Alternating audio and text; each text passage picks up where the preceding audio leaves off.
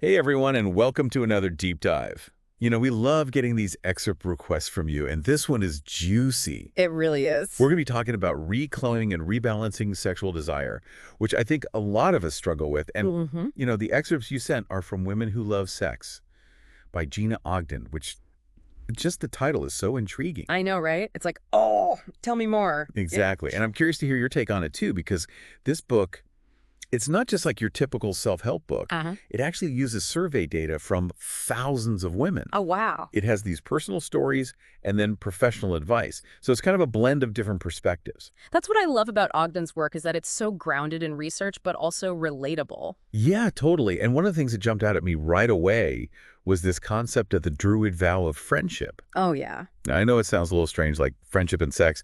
What do those have to do with Yeah. each other? But Right. Ogden suggests that we can actually apply this vow to our romantic relationships. And it makes a lot of sense when you actually break it down. Yeah. I mean, think about it. The vow, it's all about building a foundation of respect, vulnerability, open communication, like all the things that we need for desire to thrive. Totally. And she goes through each line of the vow and explains how it relates to creating a space where both partners feel safe Mm-hmm.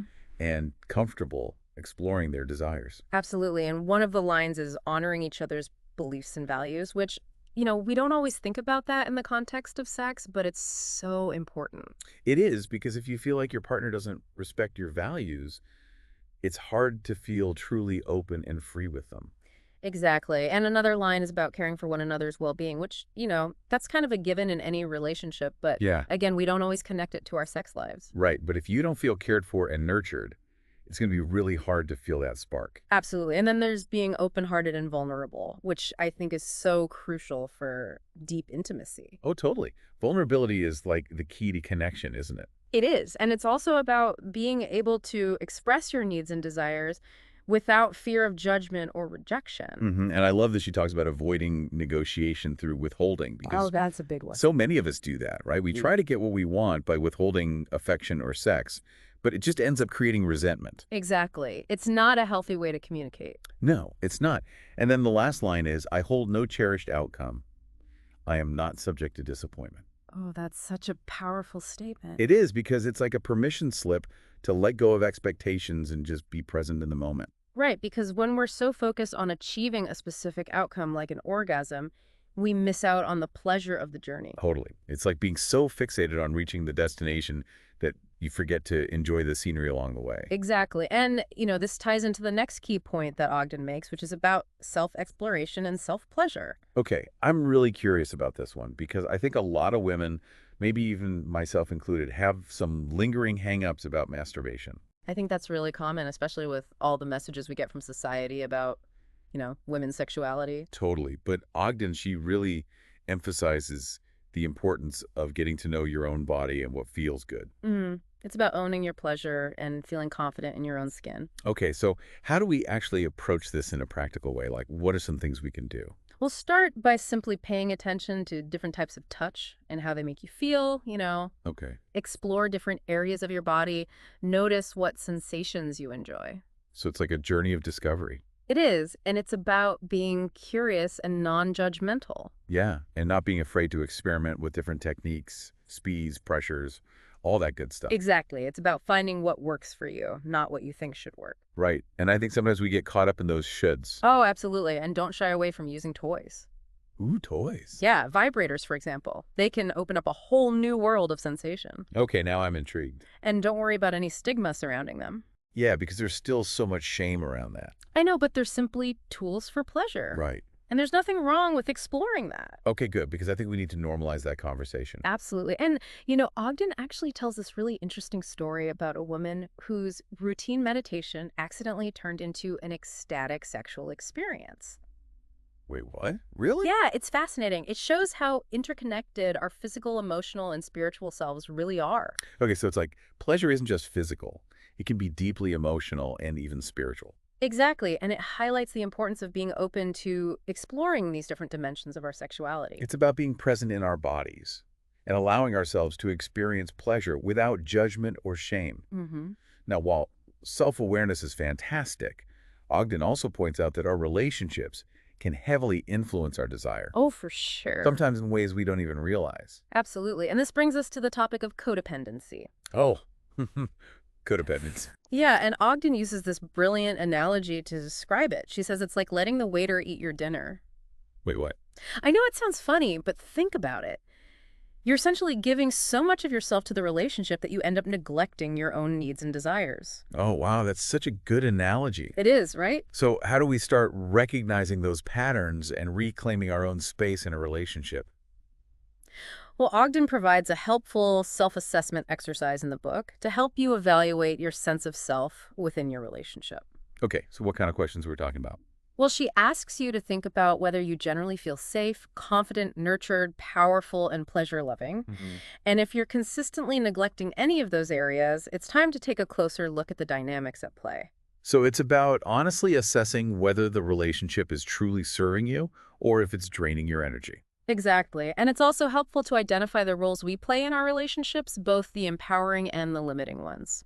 Okay, so for example, Well, are you always the giver, the caretaker, the peacemaker? mhm, Or are you able to express your needs and assert your boundaries? right, because those roles can really impact our sense of self and ultimately our sexual desire. They absolutely can. Okay, so we've covered honoring ourselves and our partners, embracing self-pleasure, and recognizing codependency.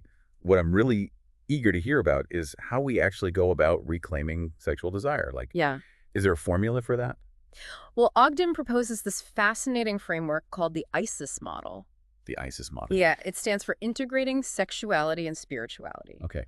And it's not so much a formula as a way of approaching desire from 4 different angles: physical, emotional, mental, and spiritual. Ooh. Okay, so it's like looking at desire through a multifaceted lens. Exactly, recognizing that it's influenced by so many factors. Okay, so walk me through these different paths. Well, what does exploring desire on the physical path look like? On the physical path, Ogden encourages us to reconnect with that childlike sense of joy and playfulness in our sensuality. Okay. It's about exploring our bodies with curiosity and delight, not taking ourselves too seriously. I love it. So what are some specific things we could do to tap into that playful energy? Well, she suggests things like playing with food, skinny dipping, floating your partner in water, Ooh, that sounds fun. right? Activities that are both sensual and fun. Mm-hmm. It's about rekindling that spark of delight in our bodies and our senses. Okay, those sound amazing. Now, I'm really intrigued. What about the emotional path?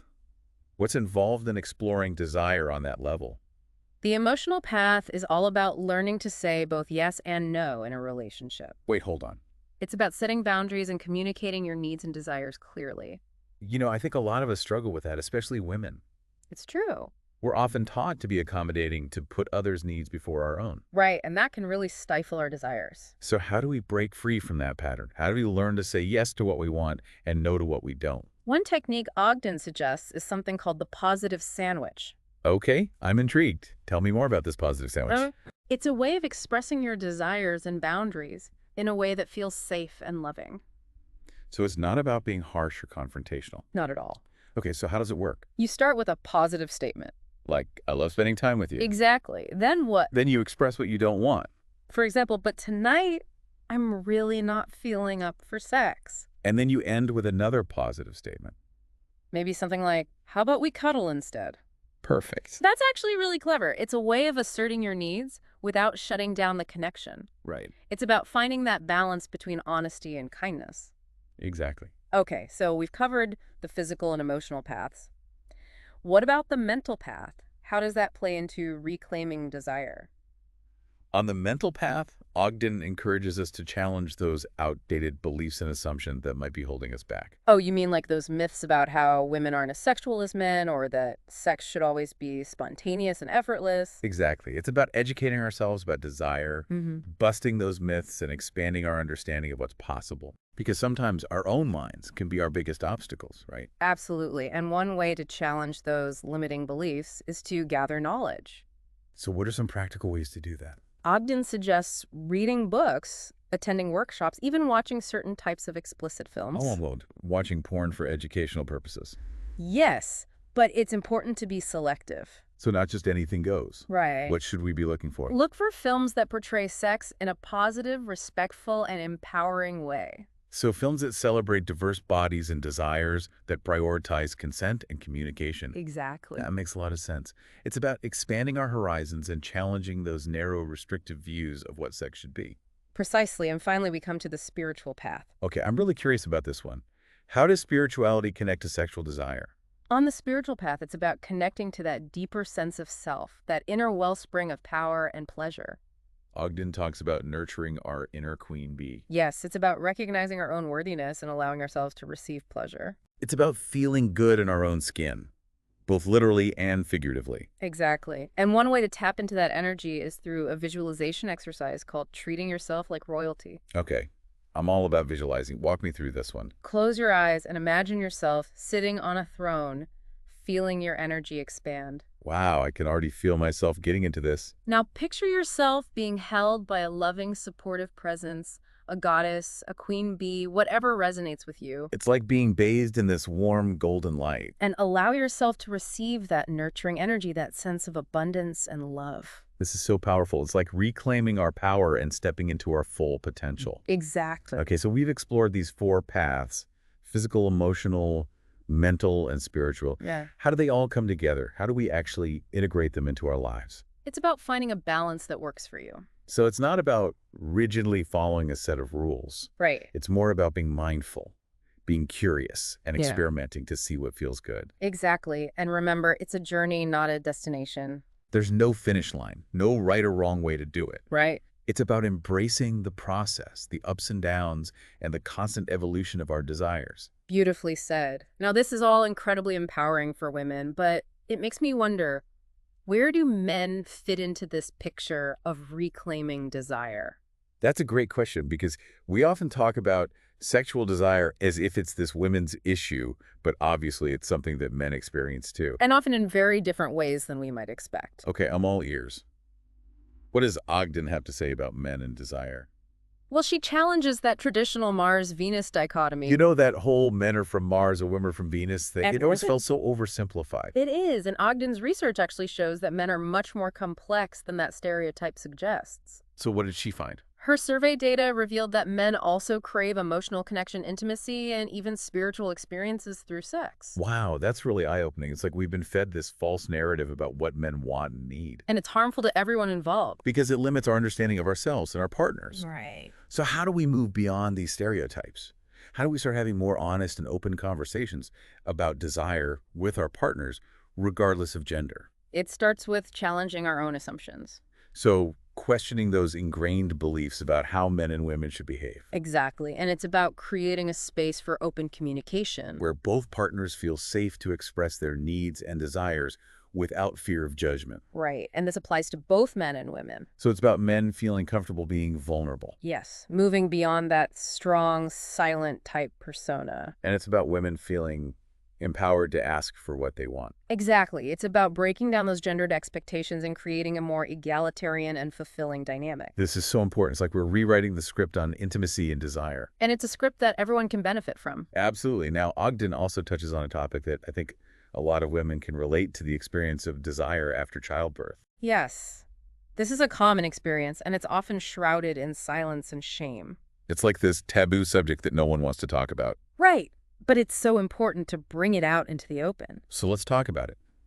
What are some of the challenges that women face when it comes to desire after childbirth? Well, there are the obvious physical changes, hormonal fluctuations, sleep deprivation, body image concerns. It's like your whole world has been turned upside down. Exactly. And then there are the emotional and psychological adjustments. Like the demands of caring for a newborn, the shift in identity, and the potential strain on the relationship. It's a huge transition, both physically and emotionally. And it's no wonder that desire can take a hit during this time. So what's the takeaway for listeners who might be going through this themselves? Ogden emphasizes the importance of self-compassion and patience. Yeah, it takes time to adjust to these new realities and to rediscover your sexual self. Right. It's about giving yourself permission to be where you are without judgment. And to remember that this phase won't last forever. Exactly. It's about trusting that your body and your desire will eventually find their way back.